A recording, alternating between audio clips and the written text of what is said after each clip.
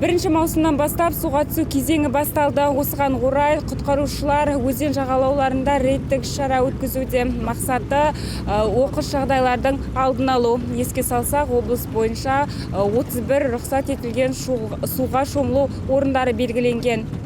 Судағы қауіпсіздік шаралары қатердің алдын алады. Алайда демалыстың қызығына түсіп, ережеге мойынсынуды ұмытып жатады. Әсіресе тыйым салынған және жабдықталмаған жерлерге шомылатындар көп. Өткен жылы 16 адамның ажалы судан келген. Биыл бір факті тіркеліп отыр. Батыс Қазақстан облысы төтенше жағдайлар департаменті қызметкерлері катер мен шаған жағалауында рейдтік шара өткізді. Оның аясында суға шомылу қағидасы мен судағы тәртіп ережелері түсіндірілді.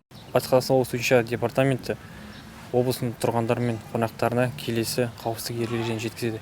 Ең бірінші, ресми жағажайлардан тыс бейтаныс жерлерде суға түсуге және сүңгуге болмайтынын, сонымен қатар қалқалардың асып, ал егер олар болмаса жағадан тым алыс кетуге, жүзуге болмайтынын ескертеді. Сонымен қатар жалған дабыл айғайларын беруге, ата-анасыз суға түсуге және де